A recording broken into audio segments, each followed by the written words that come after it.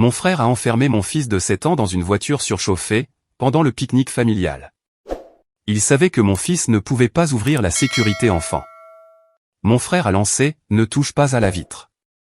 Ton morveux ne vaut pas le prix de ce verre. » Ma mère a ajouté « Arrête de le sauver. » Mon fils hurlait, et j'ai été la seule à briser la vitre pour le secourir. Je n'ai pas pleuré. J'ai ramené mon fils à la maison. 2 semaines plus tard, ma mère m'a appelé, hurlant depuis l'allée de mon frère. Les poings de mon fils frappaient la vitre, de l'intérieur. Les 2 poings, les 2 paumes en alternance. De la même façon qu'un enfant tape contre une fenêtre, lorsqu'il a déjà essayé la poignée, et que celle-ci n'a pas fonctionné. Sa bouche était ouverte, et le son qui traversait le verre était étouffé, mais ce n'était plus un cri. C'était un cri, 1 minute plus tôt. Maintenant, c'était plus faible que cela. Plus aigu, le son que fait un enfant de 7 ans, lorsqu'il comprend que personne ne viendra. La voiture était une berline grise à 4 portes, garée tout au bout du parking en gravier, à une douzaine de mètres du pavillon de pique-nique. Là-bas, 12 membres de ma famille mangeaient de la salade de pommes de terre, en riant d'une blague que Case avait racontée. Le soleil était juste au-dessus de nos têtes. Le thermomètre du tableau de bord de ma propre voiture affichait 34 degrés, 94 degrés Fahrenheit, à notre arrivée. Asher était à l'intérieur depuis 17 minutes. Mon frère était adossé au pilier du pavillon, avec une assiette en carton dans une main, et une canette de bière dans l'autre. Il me regardait marcher vers la voiture. Il n'était pas inquiet. Il souriait, de cette façon dont il sourit quand il a fait quelque chose qu'il juge éducatif. De la manière dont un homme sourit, lorsqu'il croit que sa cruauté renferme une leçon. Ne touche pas à cette vitre, a dit Case. Il l'a dit assez fort pour que toute la table l'entende. Assez fort pour ma mère, pour ma tante, pour la femme de Case, et pour ma cousine, qui avait fait la route depuis Decatur avec ses enfants. Ton gamin touche à tout, parce que tu es incapable de le contrôler. C'est ce qui arrive quand un garçon n'a pas de père, et qu'il a une mère qui gagne sa vie en comptant l'argent des autres. Il a posé sa bière sur la rambarde. Ne touche pas à la vitre. Ton morveux ne vaut pas le prix de ce verre. Ma mère se tenait à 2 mètres derrière Case, les bras croisés, regardant les mains d'Asher frapper la vitre au loin. Elle pouvait l'entendre. Tout le monde, à cette table, pouvait l'entendre. Le son portait à travers les graviers, l'herbe sèche, et cet air brûlant qui pesait sur le parking comme un couvercle. Arrête de le sauver, a dit ma mère. Il a besoin d'apprendre, et toi aussi. La voix d'Asher s'est brisée, de l'autre côté de la vitre. Ses paumes laissaient des empreintes humides sur le carreau. Son visage était rouge. Pas la rougeur des pleurs, mais celle de la chaleur. Ce rouge qui apparaît juste avant que quelque chose de pire n'arrive. Le col de sa chemise était assombri par la sueur. Il poussait la poignée de la portière à 2 mains, mais elle ne bougeait pas, car la sécurité enfant était activée. Et les portes arrière de cette voiture ne s'ouvrent pas de l'intérieur, lorsque la sécurité enfant est mise. Case le savait. Case l'avait mis sur la banquette arrière, il avait fermé la porte, et il s'était éloigné. Mes mains ne tremblaient pas. C'est la partie que les gens refusent de croire, quand on raconte cette histoire. Mais c'est la vérité. Mes mains étaient fermes. De cette fermeté qui s'installe, quand ce qui se trouve face à vous n'est pas un problème à résoudre, mais un fait auquel il faut mettre un terme. Le démonte-pneu était dans mon coffre. Plus de 50 cm d'acier, avec une clé à douille d'un côté, et un levier plat de l'autre. Le coffre de ma voiture se trouvait à 8 pas de l'endroit où les mains d'Asher frappaient la vitre. 8 pas coffre ouvert, démonte-pneu dans ma main droite, un seul élan. La vitre arrière côté passager s'est fissurée en toile d'araignée depuis son centre, puis s'est effondrée vers l'intérieur. Une véritable pluie de verre de sécurité s'est éparpillée sur la banquette arrière, sur les genoux d'Asher, et sur le cuir brûlant qui cuisait l'arrière de ses jambes. Il a tendu les bras vers moi, à travers la vitre brisée. Ses mains étaient moites, brûlantes, et elles tremblaient. Il a agrippé ma chemise à 2 mains, sans jamais lâcher prise. Je l'ai soulevé à travers l'encadrement de la porte, j'ai brossé les éclats de verre sur son short et ses bras, puis je l'ai porté jusqu'à ma voiture. Sa peau était rouge, et brûlante au toucher. Les urgences documenteraient sa température à 39,1 degrés Celsius, 1 heure plus tard. Début d'épuisement dû à la chaleur, déshydratation, et brûlure de contact superficielle, là où le siège en cuir avait pressé l'arrière de ses cuisses. Un petit garçon de 7 ans, avec des brûlures sur les jambes, tout simplement parce que son oncle avait décidé que la vitre valait plus que son corps. Personne, à la table de pique-nique, ne s'est levé. Personne ne s'est approché. Ma mère s'est retournée vers la nourriture. Case m'a regardé porteur à chair jusqu'à ma voiture, il a pris une gorgée de sa bière, a dit quelque chose à sa femme, et elle a ri. Le verre de la vitre jonchait le gravier. Un morceau, de la taille d'une carte à jouer, reposait près de mon pneu gauche. Légèrement incurvé, encore chaud sous le soleil, avec un bord qui accrochait la lumière. Une fois à chair attachée, la climatisation à fond, et une bouteille d'eau pressée contre son front. Une fois la portière fermée, et sa respiration commençant à ralentir. Une fois tout cela terminé, je suis retourné vers ce morceau de verre. Je l'ai ramassé, je l'ai glissé dans un sac Ziploc tiré de la trousse de secours de ma boîte à gants, et j'ai écrit la date sur le sachet avec un marqueur. Le 17 août 2024. C'est ce que je fais. C'est le travail d'une comptable. Nous datons les choses. Nous les étiquetons. Nous classons les documents, pour qu'ils puissent être retrouvés plus tard, quand quelqu'un a besoin de prouver qu'un événement a bien eu lieu. Le trajet jusqu'aux urgences a duré 14 minutes. Asher n'a pas pleuré. Il tenait la bouteille d'eau contre son front, à deux mains, fixant le siège devant lui, sans prononcer un mot. Son silence était pire que les hurlements. Les cris signifiaient qu'il se battait encore. Le silence voulait dire qu'on lui avait pris quelque chose, et qu'il ne savait pas encore comment nommer cette perte. À l'hôpital Saint-Joseph, le docteur Rina Shaw l'a soigné. 39,1 degrés Celsius. Début d'insolation, déshydratation, et brûlure de contact superficielle sur les deux cuisses, là où le cuir avait brûlé sa peau à travers son short. L'infirmière a pris 4 photos pour le dossier médical, ses 2 jambes, son visage rougi, et sa nuque, là où le soleil, tapant à travers la lunette arrière, avait laissé une bande rose. Asher est resté assis sur la table d'examen, et n'a pas bronché quand l'infirmière lui a appliqué de la crème. Il me regardait simplement, avec des yeux qui posaient une question que sa bouche ne savait pas encore formuler. Suivi recommandé dans les 72 heures, et orientation vers un soutien psychologique pédiatrique. La facture arriverait plus tard. 847 € pour les urgences, 160 € pour la visite de contrôle, 210 € pour la première séance de thérapie. Soit 1217 €, tout cela parce que mon frère avait décidé qu'une leçon valait plus qu'une vie. Lors du rendez-vous de suivi, le pédiatre a demandé à Asher de dessiner ce qui s'était passé. Il a dessiné une voiture. À l'intérieur, une petite silhouette avec les 2 mains sur la vitre. À l'extérieur de la voiture, rien. Pas de gens, pas d'herbe, pas de ciel. Juste une voiture et un petit garçon, un espace vide, là où la famille aurait dû se trouver. Le pédiatre a longuement regardé le dessin, a noté quelque chose dans le dossier, puis il m'a regardé pour me dire, ce n'est pas un enfant qui a des problèmes de comportement. C'est un enfant qui a été abandonné dans un conteneur. C'était le 17 août. Un samedi après-midi. Le jour où mon fils a appris que la famille n'est pas toujours un lieu sûr. Le jour où j'ai cessé d'être la sœur qui tient les comptes, pour devenir toute autre chose. Avant la voiture, il y avait déjà un schéma. Pas un incident isolé, mais un véritable système. Le genre de système qui s'installe si lentement, qu'on ne le remarque pas, jusqu'à ce que quelque chose nous force à regarder tous les murs en même temps. Mon père est mort en mars 2022. Une crise cardiaque à 61 ans, à la table de la cuisine. Son café était encore chaud, quand les ambulanciers sont arrivés. Il était chauffeur-livreur pour un distributeur de produits laitiers. Il n'était pas riche, mais il était prudent. Il a laissé une maison entièrement payée, une assurance vie de 85 000 €, un petit compte épargne retraite contenant 64 000 €, et un testament précisant que tout revenait à Doris, et je cite, à parts égales pour mes enfants, si elle décède avant eux. Doris m'a demandé de gérer les finances, pas à Case. À moi, parce que Case dirige une entreprise d'aménagement paysager, qui opère à l'arrière de 2 camions, depuis un box de stockage. Et la seule fois où mon père a demandé à Case d'équilibrer son propre carnet de chèques, Case a griffonné un chiffre sur une serviette en papier, et a dit, c'est assez proche. Mon père ne lui a jamais rien redemandé. Gérer les finances signifiait faire les impôts de Doris, pointer ses comptes courants et d'épargne, gérer les retraits de sa retraite. Et, parce que Case l'avait demandé et que ma mère avait insisté, cela signifiait aussi tenir la comptabilité de Adler Landscaping LLC.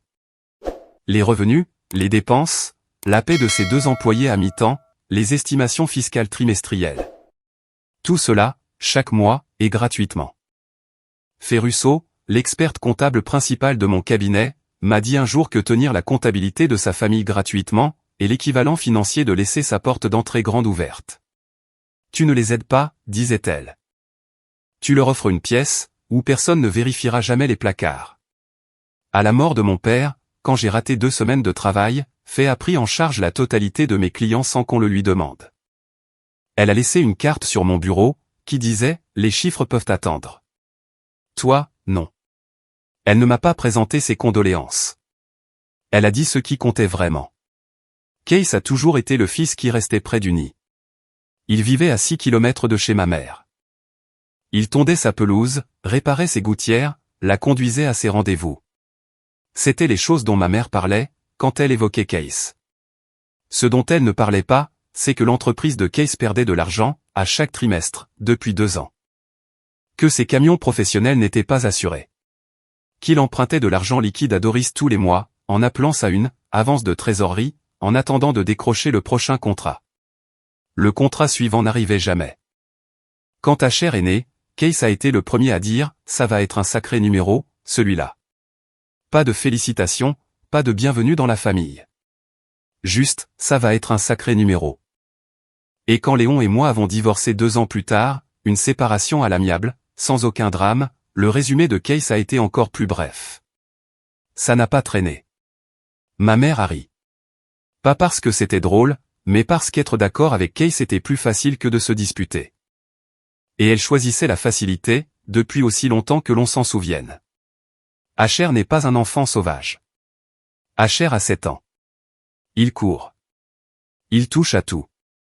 Il pose des questions qui n'ont pas de réponse, et il grimpe sur des objets qui ne sont pas faits pour ça. Il rit si fort dans les supermarchés, que les inconnus se retournent. Ce n'est pas un trouble du comportement. C'est juste un petit garçon. Mais dans ma famille, l'énergie d'Asher était traitée comme un défaut que Nell ne pouvait pas corriger. Parce que Nell n'avait pas réussi à garder un mari, que Nell compte l'argent des autres pour vivre, et que Nell a déménagé à 20 minutes de là, ce qui constituait apparemment une trahison équivalente à fuir le pays. Il y avait eu des incidents mineurs avant la voiture. Il y a toujours des incidents mineurs. Au repas de Pâques, 4 mois avant le pique-nique, Case a attrapé le bras d'Asher assez fort pour y laisser une marque rouge, simplement parce qu'Asher avait pris un petit pain avant la fin du bénédicité. À l'anniversaire de Doris, en mai, Case a ordonné à Asher d'aller s'asseoir dans le couloir, car il faisait trop de bruit pour la salle à manger. Asher est resté assis dans le couloir pendant 40 minutes, mangeant son gâteau sur une assiette en carton, à même le sol, pendant que le reste de la famille mangeait à table. Ma mère a vu la scène, et n'a rien dit. Quand j'ai abordé le sujet dans la voiture, plus tard, elle a répondu, « Case et CDD. Tu es trop douce avec lui. Trop douce. » C'était le mot qu'ils utilisaient. Douce.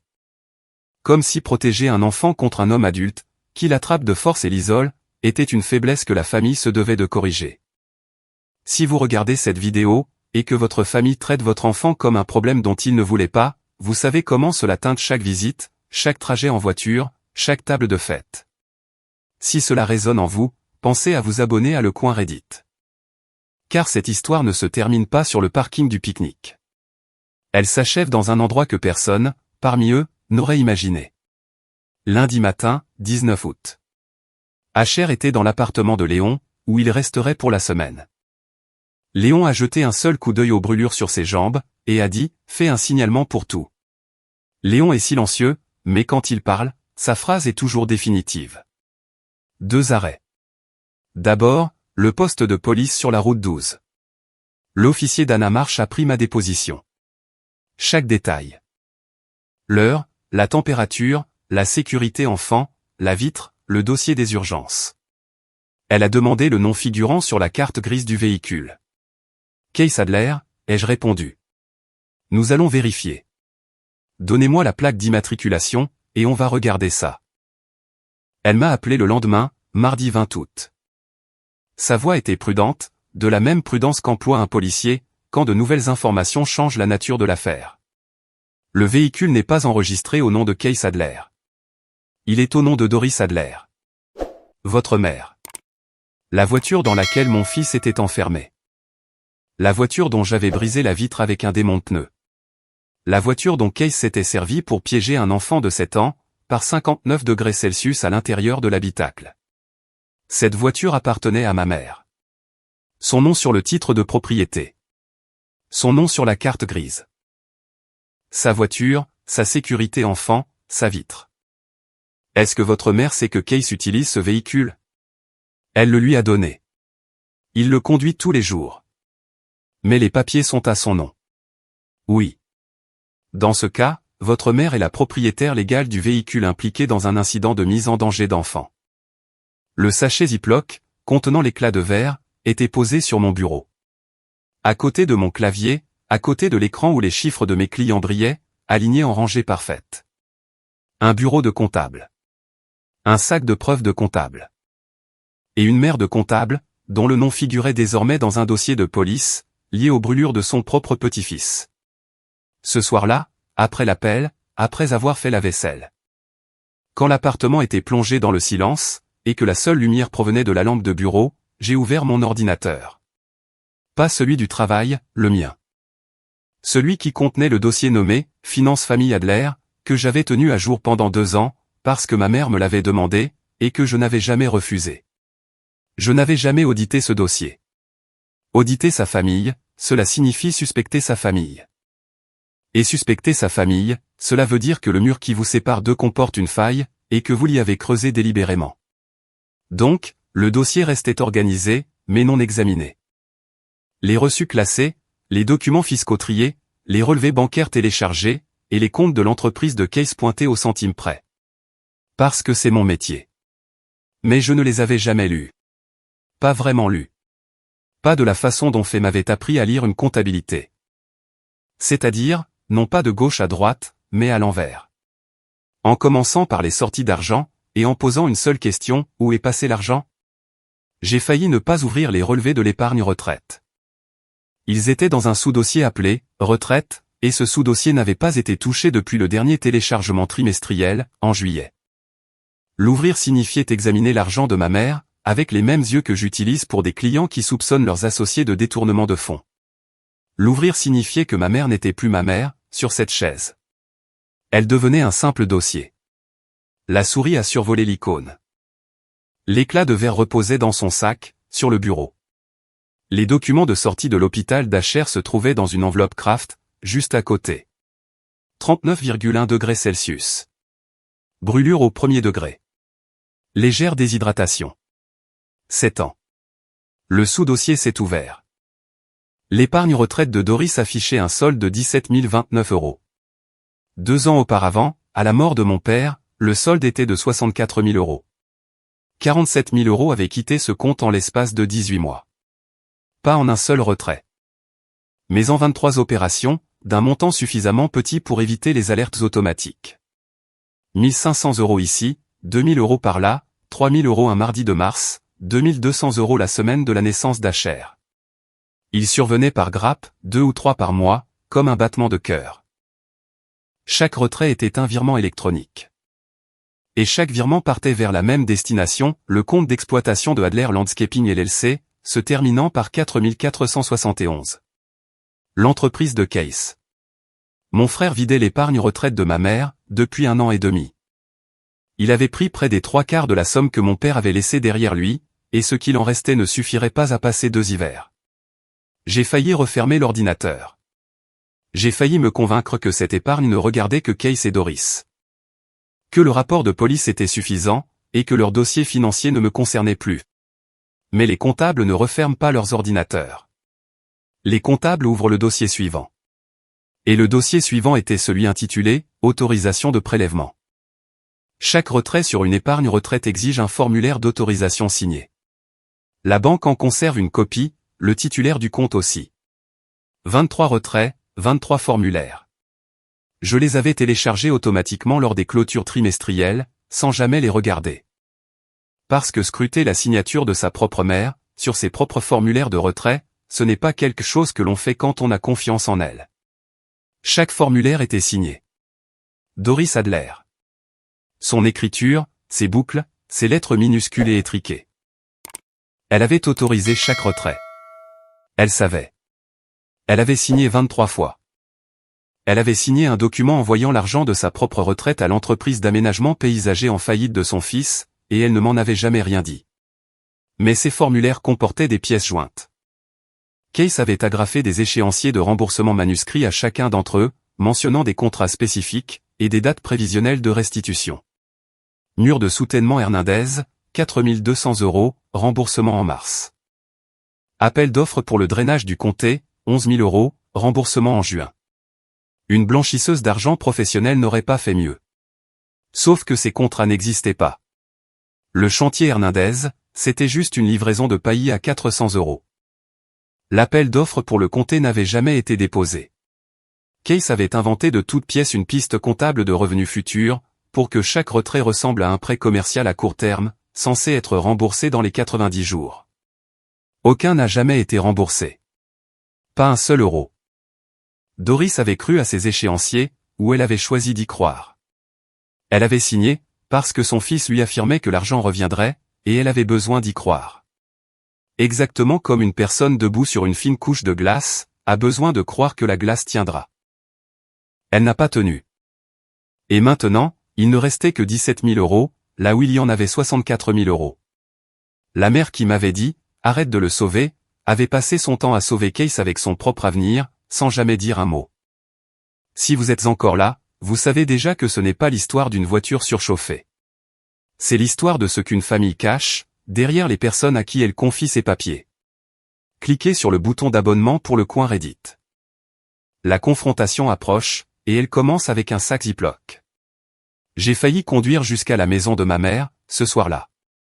Les clés à la main, le sachet de verre dans la poche, l'ordinateur ouvert sur la table, avec 47 000 € de retraite évaporés brillant sur l'écran. Pendant 30 secondes, la seule chose présente dans la pièce, c'était une fille qui venait de lire l'écriture de sa mère sur 23 formulaires. Des documents prouvant que la femme qui lui avait ordonné de ne pas secourir son fils, avait financé son frère avec l'argent censé la maintenir en vie à 70 ans. Les clés sont retournées sur le crochet. Non pas parce que la colère était passée. Mais parce qu'une colère sans documentation n'est qu'une conversation. Une colère avec documentation, c'est une procédure judiciaire. Vendredi matin, un dernier dossier.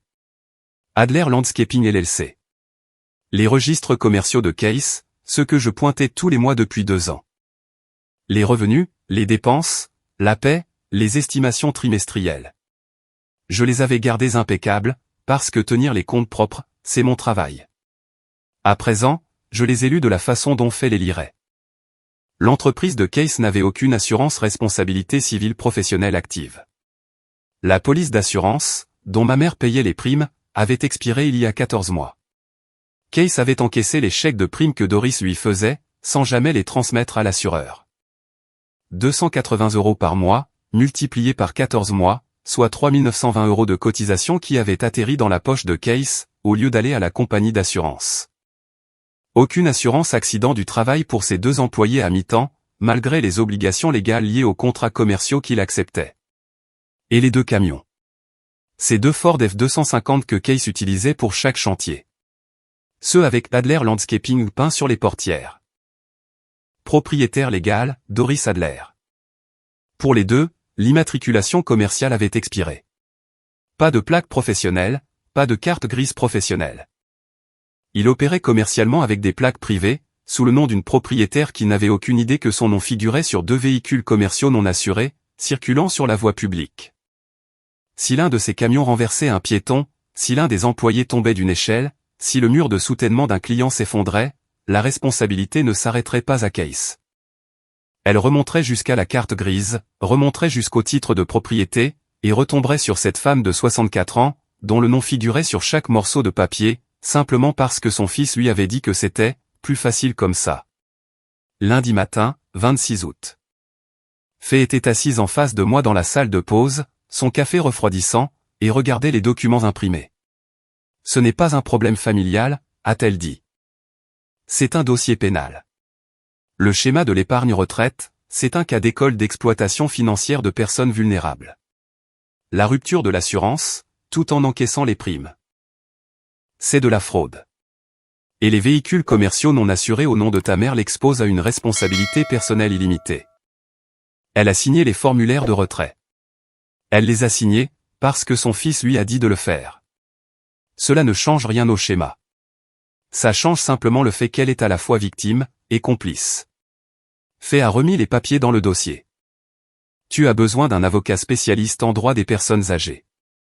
Pas un avocat aux affaires familiales, un vrai spécialiste. L'avocate s'appelait Candace Prior. Elle avait un cabinet sur Miller Street, avec vue sur le tribunal, et une salle d'attente qui sentait le vieux papier et la moquette neuve. Elle a examiné le dossier en 40 minutes. 5 procédures légales et réglementaires. Elle a déclaré, le signalement pour mise en danger d'enfants est déjà entre les mains de la police. Le rapport aux services sociaux est en cours, documentant le schéma de comportement dangereux envers votre fils. Les nouvelles procédures seront une plainte pour abus financier sur personnes vulnérables, déposée auprès du procureur général, désignant Case comme l'auteur, et votre mère comme victime et participante consentante. Une plainte auprès du Conseil des licences de l'État. Pour exercice sans les assurances requises. Et une mise en demeure au civil pour les frais médicaux de votre fils, facturés directement à Case. Que va-t-il arriver à ma mère? La plainte pour abus financier la protège en tant que victime, mais ses signatures sur les retraits, et sa présence lors de l'incident de la voiture complique cette protection. Elle était là. Elle vous a dit de ne pas sauver votre fils. Elle est la propriétaire légale du véhicule. L'État l'interrogera séparément. 5 mécanismes, 5 murs qui se refermaient. Chacun d'entre eux construit à partir de papiers que j'avais classés pendant 2 ans, sans jamais les lire. Mardi 27 août, 10 jours après le pique-nique. Ma mère avait convoqué une réunion de famille. Ces mots m'ont été livrés via un message vocal à 7h14 du matin, tout cela a assez duré. Viens à la maison ce soir. Nous allons régler ça en famille. Régler ça en famille, cela voulait dire faire pression sur moi pour que je retire ma plainte à la police. C'était la seule raison de cette réunion. Case serait là. Ma mère serait là. La table de la cuisine serait dressée avec les mêmes assiettes que mon père utilisait pour prendre son petit déjeuner. Et le message implicite serait, regarde cette table. Regarde cette maison. Ne détruis pas ce que ton père a construit. Je suis arrivé à 18h, avec un dossier, le sac Ziploc, et rien d'autre dans la poitrine que de l'arithmétique pure. Case était assis à la table de la cuisine, les bras croisés. Doris était au comptoir, essuyant un plat qui était déjà sec. La femme de Case se tenait dans l'encadrement de la porte du salon, un pied dedans, un pied dehors, de cette façon dont se tiennent les gens qui ne sont pas sûrs de vouloir être dans la pièce. La voisine, Madame Alco, était passée rendre un plat à gratin. Elle se tenait près de la porte de derrière, tenant le plat à 2 mains, regrettant visiblement de ne pas être venue 5 minutes plus tôt, ou 5 minutes plus tard. « Assieds-toi » a dit ma mère. Nous devons parler de ce qui s'est passé. Ce qui s'est passé est documenté. Le dossier a atterri sur la table. Le sac Ziploc s'est posé dessus. L'éclat de verre a accroché la lumière de la cuisine. Ceci est un morceau de la vitre que j'ai brisé, pour sortir mon fils d'une voiture, par une journée à 34 degrés. Les urgences ont enregistré sa température à 39,1 degrés Celsius. Il avait des brûlures de contact sur les 2 cuisses, à cause du cuir du siège. Il suit une thérapie. La facture, à ce jour, s'élève à 1 217 €. Case a décroisé les bras. Il est resté dans la voiture pendant 10 minutes. Les enfants s'assoient dans des voitures tous les jours. 17 minutes, avec la sécurité enfant activée. Un jour où la température extérieure était de 34 degrés, tu as enclenché la sécurité enfant parce que tu savais qu'il essaierait de sortir. Ensuite, tu t'es éloigné, et tu as mangé de la salade de pommes de terre. Il avait besoin d'apprendre à rester tranquille. Il avait besoin d'oxygène. Le médecin a diagnostiqué un début d'insolation, et des brûlures de contact sur les 2 jambes.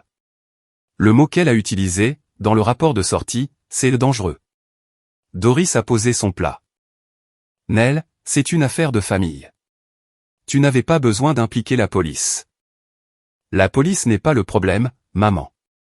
Ouvre le dossier. Première page. Voici la carte grise de la voiture dans laquelle Asher a été enfermé. Elle est à ton nom. Doris Adler. Ton nom, ton titre de propriété. Ta voiture. Mais ce n'est pas le pire. Tu te tenais à 12 mètres de là. Tu l'as entendu hurler. Tu m'as dit de ne pas le sauver. Le rapport de police te désigne comme la propriétaire légale du véhicule, et il te désigne comme un témoin ayant fait obstruction au sauvetage. La main de ma mère s'est posée sur le comptoir, non pas pour chercher du soutien, mais pour avoir quelque chose à quoi s'accrocher. Voici l'historique des retraits de ton épargne retraite. Deuxième page. 64 000 €, il y a 26 mois. 17 029 € aujourd'hui. 23 retraits, pour un total de 47 000 €. Tous virés vers Adler Landscaping LLC. Je me suis tourné vers Case. Ton compte professionnel. Tes fonds de roulement. 47 000 € de la retraite de maman. La mâchoire de Case s'est durcie. Elle a proposé. Je n'ai rien volé. Voici l'autorisation de prélèvement du 14 mars. Troisième page. Je l'ai fait glisser sur la table. Ton écriture sur la ligne du motif, Case. Réparation camion. Le montant est de 3 000 €. Or, la facture de réparation du garage Benson, ce mois-là, était de 642 €. Où sont passés les 2 358 € restants? Case n'a pas répondu. Page 4. Les chèques de prime d'assurance que maman t'a fait, pour ta responsabilité civile. 280 € par mois, pendant 14 mois. Soit 3 920 €. La police a expiré il y a 14 mois. Tu as encaissé les chèques, et tu n'as jamais envoyé de paiement.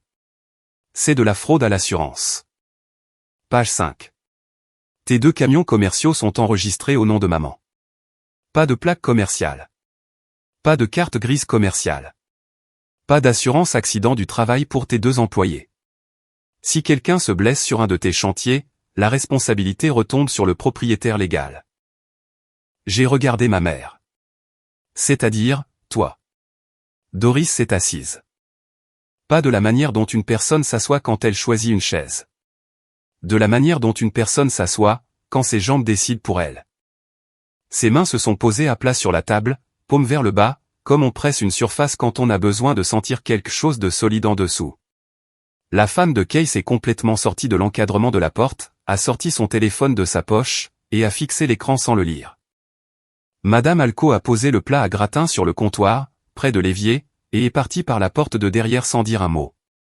Tu m'as dit de ne pas le sauver, ai-je dit à ma mère. Ce sont tes propres mots, au pique-nique, pendant que ton petit-fils hurlait à l'arrière de ta voiture. Tu m'as dit d'arrêter de le secourir. J'ai pointé les relevés bancaires du doigt. Mais toi, tu as sauvé Case 23 fois. 47 000 €. Tu l'as sauvé avec l'argent de ta retraite, alors que tu te tenais sur un parking, en me disant que mon fils ne valait pas la peine d'être sauvé. Case s'est levé. Sa chaise a raclé le sol. C'est complètement dingue. Tu vas faire exploser toute la famille pour une putain de vitre de voiture.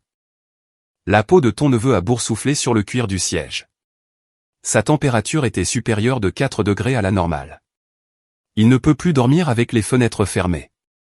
Il dessine des voitures, sans personne autour. Ce n'est pas une vitre de voiture, Case. C'est un rapport de police. Un dossier aux services sociaux, et une mise en demeure civile de 1 217 €, que ton avocat recevra par courrier recommandé ce vendredi. Case s'est tourné vers Doris. Dis-lui. Dis-lui ce dont nous avons parlé. Dis-lui que tu vas régler ça en famille. La voix de ma mère est sortie, plate et éteinte. Si tu fais ça, Case perd son entreprise. Et si Case perd son entreprise, je perds la maison. Tu as perdu 47 000 € de ta retraite dans une entreprise qui n'a pas fait de bénéfices depuis 2 ans. Tu es déjà en train de perdre la maison. La seule différence, c'est qui te l'annonce. Doris a essayé encore une fois. Plus doucement maintenant, avec la voix d'une femme qui teste une corde, en sachant pertinemment qu'elle va casser. Ton père n'aurait pas voulu ça. Mon père t'a laissé 64 000 € pour vivre. 47 000 d'entre eux sont partis dans les traites du camion de Case, et dans ses déjeuners à la station-service. Si papa pouvait voir ce relevé bancaire, la seule chose qu'il n'aurait pas voulu, c'est ce que tu as laissé Case faire de son argent. Case s'est avancé vers moi. Très bien. Je suis désolé pour la voiture. Mais tu dois retirer ta plainte, sinon maman perd tout, et ce sera de ta faute. Ces excuses avaient un goût de vinaigre, et de chantage. Le dossier dans mon sac contenait encore une dernière page. La plainte pour abus financier sur personne vulnérable. Désignant Case comme l'auteur, désignant Doris comme victime et participante consentante. J'ai sorti la feuille de mon sac, je l'ai posée sur la table, par-dessus la fausse facture de réparation de Case, et le formulaire de retrait signé par ma mère. Juste à côté du sac Ziploc rempli de verre, qui attrapait la lumière de la cuisine, et projetait une fine ligne lumineuse sur le bois. Tu as dit que mon fils ne valait pas le prix de cette vitre. Ce verre est désormais dans un sac à preuve. Tu te tenais à 12 mètres de là, et tu m'as dit de le laisser brûler. Tes signatures sont sur chaque retrait. La mâchoire de Case s'est décrochée. Sa main a cherché le dossier de la chaise, l'a manqué, puis a tâtonné à nouveau. La couleur a quitté son visage, de la même manière que l'eau se vide d'un évier, lentement au début, puis tout d'un coup. Il s'est adossé au mur derrière lui, ses épaules se sont affaissées, ses yeux ont glissé sur les pages étalées sur la table, et s'y sont figés. Doris ne bougeait pas. Elle fixait sa propre signature sur le formulaire de retrait. Celui indiquant réparation camion. Celui où les chiffres ne correspondaient pas. Ses lèvres ont bougé une fois. Aucun son. Et ses doigts ont pressé un peu plus fort la surface de la table. C'est la dernière fois que je m'assieds à cette table. C'est la dernière comptabilité que je vérifie. La dernière déclaration d'impôt que je remplis. Chaque formulaire que j'ai déposé pour cette famille, depuis 2 ans, est sauvegardé, copié. Et partagé avec mon avocate. Vous n'avez pas le droit d'utiliser mon travail pour cacher ce que vous avez fait, pour ensuite m'expliquer que mon fils ne vaut pas la peine d'être sauvé. Asher était chez Léon. La voiture était sur le parking. Le sac de verre est resté sur la table. Le dossier est resté sur la table. J'ai tout laissé sur la table. La porte s'est refermée derrière moi, l'air de la nuit m'a frappé le visage, et il était plus frais qu'il ne l'avait été depuis 10 jours. Les procédures ont été envoyées au cours des 3 jours suivants. La plainte pour abus financier auprès du bureau du procureur général. La plainte auprès du Conseil des licences de l'État. La lettre de mise en demeure au civil pour les frais médicaux, envoyée par courrier recommandé à l'adresse personnelle de Case. Le signalement pour mise en danger d'enfants était déjà entre les mains de la police. Le dossier des services sociaux était déjà en cours. 5 procédures judiciaires. 2 déjà en mouvement, 3 lancées au cours des 72 heures suivantes. Chacune d'entre elles construite avec des chiffres, que mes propres mains avaient organisés pendant 2 ans. Les retombées financières ont frappé Case en premier. Le Conseil des licences a ouvert une enquête dans les 4 jours ouvrables. Un inspecteur a contacté Case, demandant une preuve d'assurance responsabilité civile professionnelle, d'assurance accident du travail, et d'immatriculation commerciale valide pour les véhicules. Case n'avait rien de tout cela. Sa licence d'exploitation a été suspendue, dans l'attente de sa mise en conformité.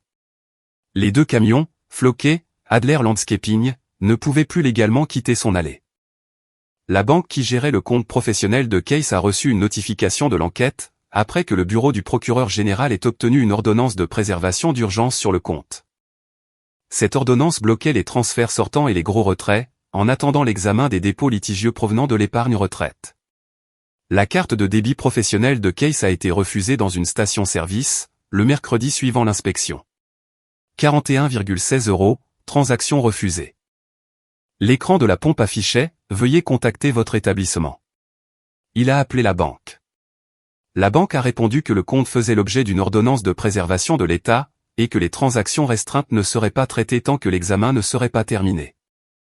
Les retombées sociales se sont propagées dans la famille, comme une tache s'étend sur un tissu. Tante Déborah a appelé ma mère le jeudi suivant la confrontation. Non pas pour la réconforter, mais pour lui demander très prudemment si Doris était au courant de la situation avec l'épargne retraite. Doris a répondu qu'elle ne voulait pas en parler. Tante Déborah a dit, « Alors, je pense que nous ferions mieux de garder nos distances pour le moment. » L'appel a duré 2 minutes. La femme de Case a déménagé chez sa sœur, le week-end suivant. Elle a pris les 2 enfants. Elle n'a pas dit à Case qu'elle partait. Elle a fait 3 valises pendant qu'il était sur sa propriété, essayant de trouver un moyen de réimmatriculer les camions. Et quand il est rentré à la maison, le placard était à moitié vide, et le comptoir de la salle de bain ne comptait plus qu'une brosse à dents au lieu de 4. Il l'a appelée 11 fois ce soir-là. Elle a répondu une fois. L'appel a duré 30 secondes. Elle a dit, « Tu as enfermé un enfant de 7 ans dans une voiture, en plein mois d'août. » Elle n'a rien ajouté d'autre, car il n'y avait rien d'autre à dire. La plainte pour abus sur personne vulnérable a suivi son cours auprès du procureur général. L'enquêteur a demandé à s'entretenir avec Doris. Doris a accepté. L'entretien a été programmé pour la première semaine de septembre. Candace m'a expliqué que l'enquêteur demanderait à Doris si elle comprenait les formulaires de retrait quand elle les signait, si Case lui avait expliqué où allait l'argent, et si elle s'était sentie sous pression. Les réponses à ces questions détermineraient si Doris serait traitée comme une victime, une complice, ou les deux. Samedi 31 août, 2 semaines après le pique-nique. Un inspecteur des licences de l'État est arrivé sur la propriété de Case, à 9h40, pour dresser l'inventaire de l'équipement commercial enregistré au nom de Doris Adler. 2 camions, une remorque, 3 tondeuses professionnelles, un nettoyeur haute pression. Tous enregistrés au nom de Doris, tous non assurés, tous exploités commercialement sans les licences adéquates depuis 14 mois. Doris était chez Case ce matin-là. Elle avait fait le trajet pour lui parler de l'entretien avec le procureur général, pour lui demander ce qu'elle devait dire, pour lui demander s'il y avait un moyen d'arrêter tout ça. Elle se tenait dans l'allée, quand le véhicule blanc du comté s'est garé derrière les camions. Elle se tenait sur l'asphalte, dans le chemisier qu'elle portait pour aller à l'église. Celui avec les petits boutons au col. Elle regardait un homme, portant un polo du comté, faire le tour de ses camions avec un porte-bloc et un appareil photo. L'inspecteur a photographié les plaques d'immatriculation. Il a photographié les numéros de châssis. Il a photographié les logos, Adler Landscaping, sur les portières. Il a demandé à Case une preuve d'assurance professionnelle. Case n'en avait pas. Il a demandé une preuve d'assurance accident du travail. Case n'en avait pas non plus. Il a demandé à Doris si elle était la propriétaire légale des véhicules et du matériel présent sur la propriété. Elle a répondu oui. Il a noté quelque chose sur son porte-bloc, a placé des avis rouges de « mise hors service » sur les 2 pare-brises, et a tendu à Case une injonction d'arrêt des travaux. Tant qu'une assurance et une immatriculation commerciale valide ne seraient pas produites, aucun des 2 camions ne pourrait être utilisé pour le moindre chantier. Son téléphone a sonné à 9h58. Mon téléphone a sonné à 9h59. Sa voix n'était pas une voix. C'était un bruit. Aigu, faible, se brisant en son milieu. La façon dont un son se brise, lorsque la personne qui le produit vient de réaliser que le nom figurant sur chaque document, est le sien. Qu'est-ce que tu as fait? Ils ont mis des avis sur les camions, Nell. Ils ont donné à Case un ordre d'arrêt de travail. Il ne peut plus prendre un seul chantier. La banque a gelé son compte. Déborah ne retourne plus mes appels. La femme de Case est partie. Qu'est-ce que tu as fait? La voix au téléphone était la même voix qui avait dit « Arrête de le sauver » 14 jours plus tôt. La même gorge, le même souffle, la même femme. Mais la tonalité était différente. Il y a 14 jours, c'était un ordre. Maintenant, c'était une question. Et la question n'était pas vraiment « Qu'est-ce que tu as fait ?» La vraie question était « Qui va réparer ça ?» Et elle appelait la seule personne de la famille qui en ait jamais été capable. J'ai fait ce que tu m'as dit de faire, maman. J'ai arrêté de le sauver. La ligne est devenue silencieuse. Pas muette. Silencieuse. Le genre de silence qui s'installe quand une phrase frappe exactement là où elle visait, et que la personne à l'autre bout n'a plus de souffle pour répondre. Puis l'appel s'est terminé. Pas un raccrochage brutal. Un effondrement. Le son d'un téléphone abaissé de l'oreille, par une main qui ne sait plus très bien à quoi se raccrocher. C'était il y a 2 semaines. 14 jours, entre un garçon hurlant dans une voiture brûlante, et une mère hurlant dans une allée. La même femme. La même voix, me hurlant dessus les 2 fois. La première fois, parce que je sauvais mon fils. La seconde, parce que j'avais arrêté de sauver le sien. Case ne m'a pas appelé depuis. Doris ne m'a pas appelé depuis la scène de l'allée. Tante Déborah m'a envoyé un texto en septembre qui disait « J'aurais dû dire quelque chose à Pâques » quand il a attrapé le bras d'Asher. Je ne l'ai pas fait. J'en suis désolé. Elle n'a rien ajouté. Elle n'en avait pas besoin. L'enquête policière reste ouverte. Le dossier des services sociaux est actif. La plainte pour abus sur personnes vulnérables est en cours d'examen. Candace Prior me dit que la suspension de licence de l'État ne sera probablement pas levée avant le printemps prochain, et que la demande civile pour les frais médicaux sera entendue par le tribunal des petites créances, en octobre. Mardi matin, début octobre. HR est dans mon appartement pour la semaine. La porte du balcon est ouverte, et l'air est frais pour la première fois depuis l'été. Un café entre les mains, les pieds sur la rambarde. HR est par terre, derrière moi, avec un jeu de cubes en bois. Il construit un mur. Bloc par bloc. Ajustant chacun d'eux. Tapotant le bord supérieur avec sa paume, comme un maçon vérifiant le niveau. Le sac Ziploc, avec le morceau de verre, est sur le rebord de la fenêtre de la cuisine. Il accroche le soleil du matin, et projette une fine ligne de lumière à travers le comptoir. Une ligne lente et nette, se déplaçant comme l'aiguille d'une horloge qui n'est pas pressée. À 5 km au sud, il y a une allée avec 2 camions sous le coup d'un avis de mise hors service. Une entreprise sous injonction d'arrêt de travail. Et une mère, dont le nom figure sur tous les documents qu'elle n'aurait jamais dû signer. Le téléphone, dans cette maison, ne sonne plus. La femme qui m'avait dit d'arrêter de sauver mon fils, est assise dans une cuisine où la vaisselle est faite, où les chiffres ne correspondent pas, et où plus personne ne vient en visite. Et sur ce balcon, un garçon de 7 ans pose un autre bloc au sommet de son mur, et lève les yeux. Maman, est-ce que les murs peuvent empêcher les choses d'entrer? Les bons murs, oui. Il hoche la tête. Un autre bloc. Le mur s'élève. Le café refroidit. La lumière, à travers le verre, se déplace sur le comptoir. Il construit quelque chose. Il ne sait pas encore ce que c'est, mais c'est à lui, ça tient debout, et personne ne viendra le démolir. Si cette histoire est restée ancrée en vous. Si elle vous a habité, de la même façon qu'elle m'a habité, alors vous savez pourquoi elle devait être racontée. Pas pour les plaintes. Pas pour l'argent. Mais pour le petit garçon, dont les poings frappaient une vitre, parce que personne, à l'extérieur, ne venait le sauver. Quelqu'un est venu. Quelqu'un viendra toujours. Merci d'avoir été là. C'était le coin Reddit. Et si vous avez une histoire semblable à la mienne, l'espace des commentaires vous est ouvert.